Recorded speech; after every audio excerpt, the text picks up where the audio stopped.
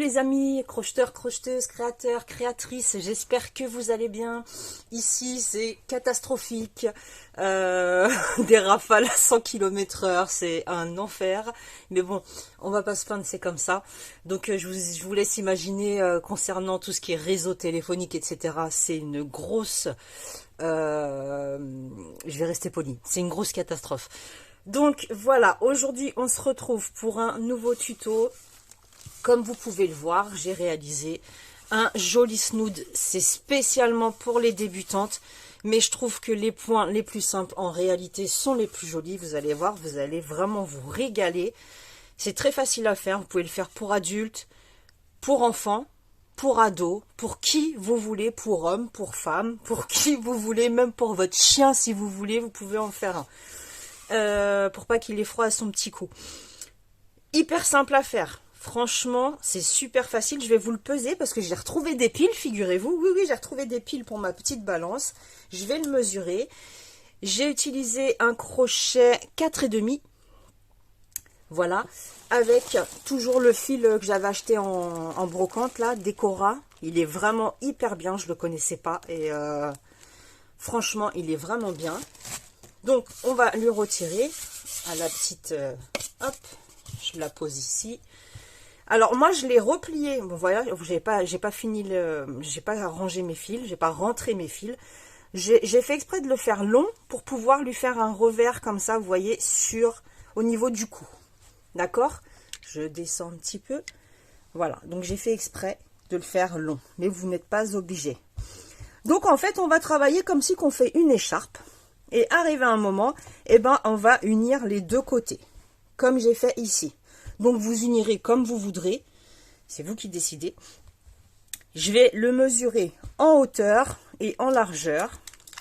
Et comme ça. Donc, pour la hauteur, on est sur 24,5. 24 cm et demi. Et en largeur, on est sur du 26 cm. Je vais le peser. Mais il ne doit pas faire grand-chose. Hein. Franchement, il ne doit pas peser bien lourd. Allez, cocotte. On va bien. Eh ben regardez, je sais pas si vous voyez, 49 grammes. Il fait 49 grammes. Ça veut dire qu'avec une pelote, par exemple, c'est chez Sperenza. Tiens, d'ailleurs, pendant que j'y pense, n'oubliez pas, si vous commandez chez Sperenza, vous avez moins 10% grâce au code que je vous mets en dessous de la vidéo. Si vous voulez faire une commande. Parce que c'est des pelotes de 50 grammes. C'est pour ça que je vous dis ça. Et avec 50 grammes, donc vous avez assez pour le faire. Avec un crochet 4,5, je répète. Et puis je vais vous montrer ça de suite. Vous allez pouvoir adapter à la taille que vous souhaitez. Rien de bien compliqué. On va juste travailler en longueur, comme ça, en hauteur. Et quand on aura fait le tour du cou nécessaire, eh ben on viendra faire une couture sur les deux côtés. Pour rejoindre les deux côtés plutôt. Donc c'est parti. Je vous montre tout ça. Donc, on commence par faire la petite boucle. Pour le mien, j'ai fait 34 mailles chaînettes. Il n'y a pas de multiple, il n'y a pas de règle à respecter. Vous faites le nombre de mailles que vous souhaitez. Pour le mien, 34, ça correspondra, en fait, lorsqu'on commence avec les mailles chaînettes, ça correspondra à la hauteur. Ok ? Ça veut dire, est-ce qu'on veut qu'il arrive en dessous le menton? Je ne sais pas si vous voyez. Est-ce qu'on veut qu'il arrive en dessous le menton? Est-ce qu'on veut, enfin au-dessus? Est-ce qu'on veut qu'il soit en dessous? Donc, on fait la hauteur de ce qu'on a besoin. Je me suis coupée à l'instant. Donc, c'est parti. On va faire un nombre de mailles chaînettes que l'on souhaite pour la hauteur. On s'en fiche, je ne les compte même pas, puisque ce n'est pas important. Le motif sera toujours le même, peu importe le nombre de mailles que vous allez faire. Donc, on va dire que pour ma hauteur, je vais utiliser ça. Voilà. Là, ça sera pour un petit enfant. Admettons. Une fois que j'ai le nombre de mailles chaînettes qui correspond à la hauteur, je commence par faire 3 mailles en l'air, équivalent à une première bride. Je redescends. J'ai mes 3 mailles en l'air. Dans la cinquième, à partir du crochet, on compte 1, 2, 3, 4, 5. On vient faire une bride. Et sur chaque maille, jusqu'au bout de notre chaînette, on fait des brides. Tout simplement, je ne travaille pas du tout serré pour ce projet-là. Je veux que ça ait de la souplesse. Donc, je travaille de cette façon-là en faisant uniquement des brides. Sans serrer le travail, vous voyez, c'est vraiment souple. Je sais pas ce que j'ai fait là. Hop. Le principe étant de faire une bride sur chacune de nos mailles. Vous allez voir que avec les brides, ça monte très vite, mais vous pouvez également faire la même méthode avec des mailles serrées, avec des demi-brides, avec des doubles brides, avec ce que vous voulez. Parce qu'en fait, on va travailler uniquement sur les brins arrière. À chaque rang, on va venir travailler sur les brins arrière, hormis le premier, puisque c'est notre rang de départ, notre base en fait. Donc, je fais des brides partout, partout, partout. Comme ceci. Voici ce que vous devez avoir. Il va forcément plus long, puisque ça sera dans ce sens-là. Ça sera la hauteur de votre menton à votre cou, ou même voir vos épaules. Vous pouvez faire comme vous voulez. On tourne le travail. On rentre uniquement dans le brin arrière. Pour ma part, c'est ce que je fais de façon à ce qu'il reste bien droit, vous le savez. Je fais une maille serrée et 2 mailles en l'air. Ça représente ma première bride. Et ensuite, ici, sur les mailles, on a 2 brins. On en a un à l'avant, un à l'arrière. On attrape uniquement le brin sur l'arrière. On va travailler en relief. Sur chaque bride, on attrape le brin arrière et on fait une bride par-dessus. C'est vraiment hyper simple à faire. Je vous assure que si vous débutez au crochet, vous allez pouvoir faire de jolies choses, faire des cadeaux à votre famille, à vos enfants, à vos petits-enfants. Ils vont adorer. Tout dépend des couleurs que vous allez utiliser. Vous pouvez faire bicolore, tricolore, ou alors même une laine qui change toute seule de couleur. Multicolore, voilà, je cherchais le mot. Vous savez que les mots et moi, c'est quelque chose. Donc, on fait de cette façon-là, sur brin arrière à chaque fois.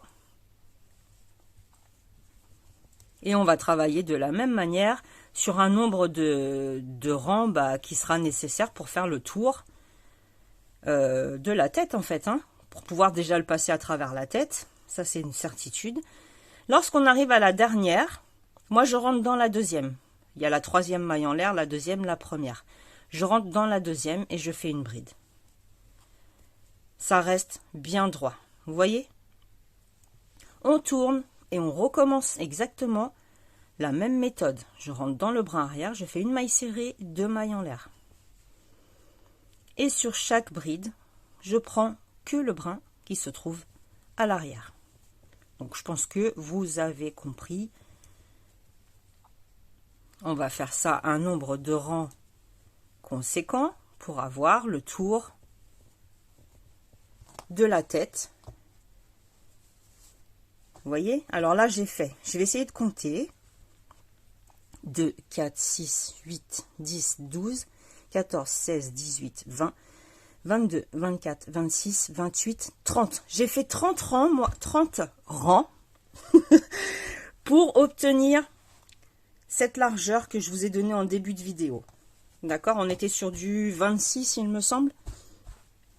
J'ai fait 30 rangs que je suis venue après unir.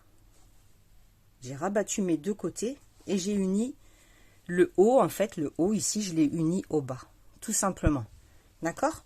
Donc, ça sert à rien que je continue pendant des heures à vous expliquer. Vous avez compris. Et ensuite, lorsqu'on vient unir, on prend la maille, que je vous dise pas de bêtises. Vous prenez comme vous voulez en réalité. Vous faites la couture que vous voulez. Moi, je suis rentrée dans la maille entière et sur la maille suivante, non, je suis rentrée dans le brin arrière, comme j'ai toujours fait sur tous mes rangs, et dans la maille complète en face. Brin arrière, maille complète. Brin arrière, maille complète. Et j'ai fait des mailles coulées. Ça veut dire que on le retourne. On voit plus rien. D'accord? Lorsque vous le retournez, on voit plus la couture. Et ensuite, après, si on l'a fait suffisamment haut, on fait un petit rebord. Un petit tournelet, comme on dit, un revers, ce que vous voulez.